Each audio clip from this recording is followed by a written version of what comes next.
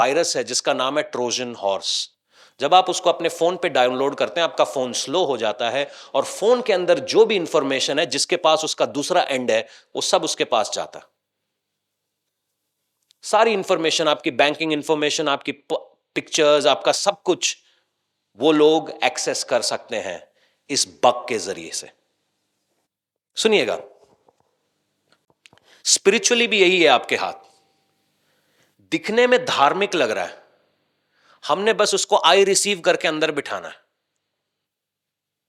यीशु मसीह क्या कहता है? जो मेरे से छोटे, पिछले हफ्ते में यही सीख रहे थे ना, छोटे से छोटे को रिसीव करता है वो मुझे। अब शैतान के एजेंट के साथ भी यही रूल है। आप जब उसको रिसीव करते हो तो बहुत गड़बड़ हो जाती है। यहां बड़े सारे लोग भुक्त भोगी बैठे हुए हैं। कभी एतमनान से मैं उनको कैमरे पे लाना नहीं चाहता, मगर उनकी कहानियां आप उनके मुंह से सुनिएगा। ट्रोजन हॉर्सेस, दिखने में आपको लग रहा है ये धर्म का काम है, मगर आपसे उल्टे काम करवा रहे हैं। वो मिलके आपके जो विश्वास के सिस्टम को हिला देना चाहते हैं। तो यूनानी लोग, जो ग्रीक लोग थे, उन्होंने इस शहर के ऊपर चढ़ाई की। इतिहास में आपने एक नाम सुना होगा, हेलेन ऑफ ट्रॉय। वो एक बहुत ही सुंदर लड़की थी जिसको पेरिस बोल के ट्रॉय का राजकुमार अपने साथ भगा कर ले आया था, और ये लड़ाई उसी के बारे में है। तो जब एक्लीज या जितने यूनानी लोग थे, जो स्पार्टन लोग थे, जब उन्होंने ये जंग करने के लिए ट्रॉय में आए, जो आज की तारीख में तुर्की है, ये तुर्की की कहानी है, तो उन्होंने 10 साल तक तुर्की से लड़ाई की, एक दिन बिना रुके। और तुर्की की दीवारें, या जो ट्रॉय की दीवारें थी, इतनी स्ट्रांग थी कि जो उनकी बेस्ट आर्मी थी वो वापस चली गई। वो हारने लगे, क्योंकि 10 साल लड़ना आसान नहीं होता, और 10 साल लड़ लड़ के वो थक गए थे। तो उन्होंने क्या किया? उन्होंने एक स्कीम निकाली। जो ट्रॉय के लोग थे वो एक देवता को मानते थे जिसका नाम था पोसाइडन, और वो एक काले घोड़े के ऊपर सवार होता था। तो एक दिन अचानक से ट्रॉय के लोग जागे कि भैया हम जंग पे जाएंगे, तो बाहर देखते हैं कि सारी जो स्पार्टन आर्मी है वापस चली गई है, और उन्होंने एक घोड़ा, लक्कड़ का घोड़ा हमारे लिए रख छोड़ा है। वहां पर एक नबी हुआ, और ये नबी कहता था कि नहीं जी, ये घोड़े को अंदर मत लेके आओ, क्योंकि ये दुश्मन का भेजा हुआ घोड़ा है, ये बिना बात के मतलब हमारे को नहीं चाहिए। मगर राजा ने उसकी बात नहीं सुनी, क्योंकि उसको अपनी जीत का मुजाहरा, अपनी जीत का शो ऑफ करना बहुत जरूरी था। ओमनॉन ने लेके, जैसा आपने देखा कि उसके अंदर उसके पेट में चाकू डाला, मगर कुछ भी नहीं हुआ, क्योंकि समझना बहुत मुश्किल था कि इतनी जनता वहां पर है, सब चीख रहे हैं, चिल्ला रहे हैं, अपनी जीत सेलिब्रेट कर रहे हैं।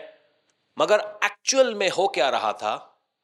उनकी विश्वास को थोड़ा सा मर गया था, और वो शैतान का दिया हुआ बीज वो अपने घर में घुसा कर ले आए। और कहानी के आखिर में क्या हुआ कि जो उनको लग रहा था उनकी जीत की ट्रॉफी है, उसी में से दुश्मन निकला और पूरे शहर को तबाह कर दिया। मेरी बात समझ रहे? वचन से बताता हूं। कलोसियों 2:15 में लिखा है, और उसने प्रधानताओं, अधिकारों को ऊपर से उतारकर उनका खुल्लम खुल्ला तमाशा बनाया, और क्रूस के द्वारा उनके ऊपर जय जयकार की ध्वनि सुनाई। ये प्रभु यीशु मसीह जब सलीब पर मारे गए तो क्या हुआ? शैतान के पास जो भी अधिकार था, जो भी पावर थी, जो भी उसके उसके हथियार थे, वो सब उससे छीन लिए गए। शैतान के ऊपर जय हुई, विजय की घोषणा हुई कि परमेश्वर यीशु ने शैतान को हरा दिया। दूसरा, उसकी जो वर्दी थी वो उतार ली गई, उसको निर्वस्त्र कर दिया गया, खुल्लम खुल्ला उसका तमाशा बनाया गया। मगर अभी भी एक चीज हुई नहीं है, शैतान खुल्ला घूम रहा है।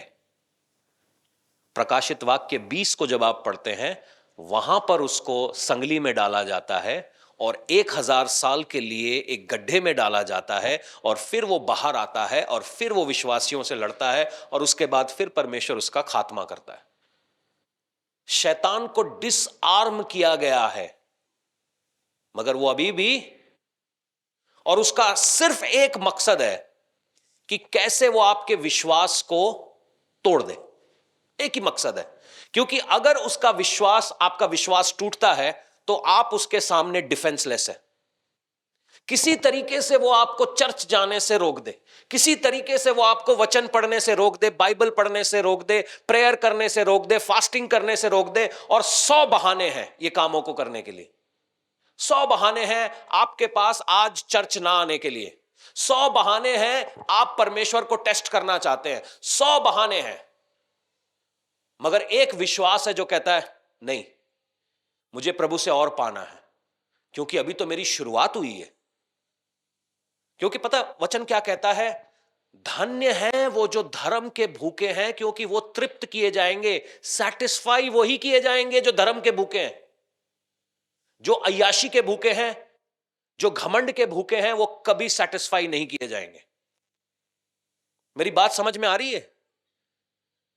ये पापा जी के यहां नहीं मिलेगी आपको टीचिंग, वहां बकवास मिलेगी आपको।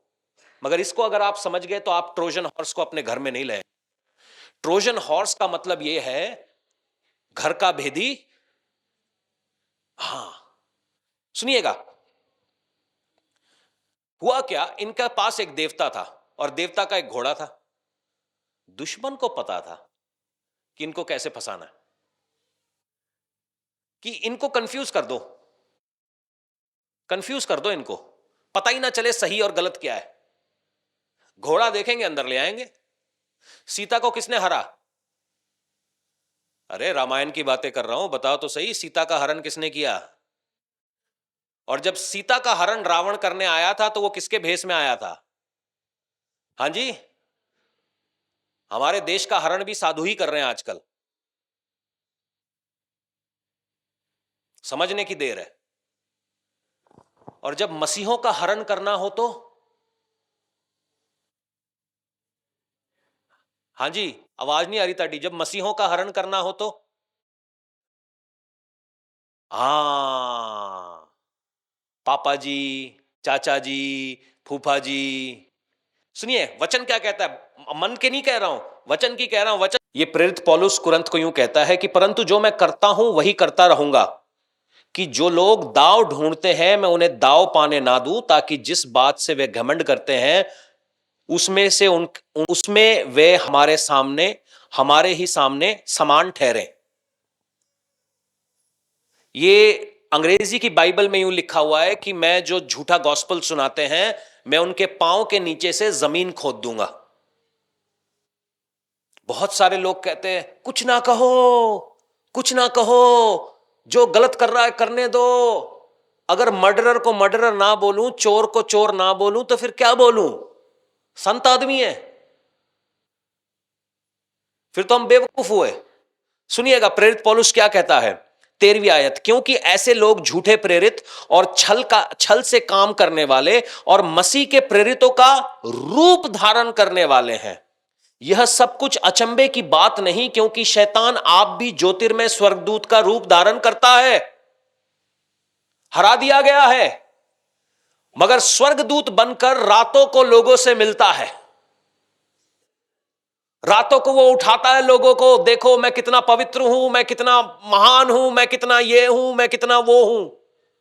आज तक किसी फॉल्स प्रॉफिट ने यह कहा कि मैं बीमार हूं। पिछले 4 दिन में बीमार था, मेरे ये साइनस चारों के चारों ब्लॉक थे, 103 बुखार था।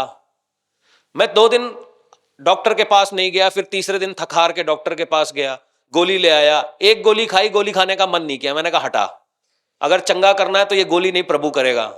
5वें दिन में चंगा हो गया। हुआ बीमार, ऐसा नहीं हुआ बीमार, उतरा नहीं मैं। अगर संजला यहां बैठा है, शायद कितनी बार उतराऊंगा मैं, शायद 2 बार भी नहीं हुआ है, तो यहां की चला गया।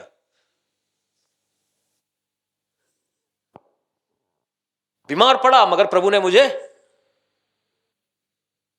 विश्वास है तो परखा भी जाएगा। मसीहों को हराना है, झूठे पास्टर, झूठे अपोस्टल, ज्योतिर्मय स्वर्गदूतों का रूप लेके इनके घर पहुंच जाओ और इनको करप्ट कर दो, इनके घर में घुस जाओ बस किसी तरीके से,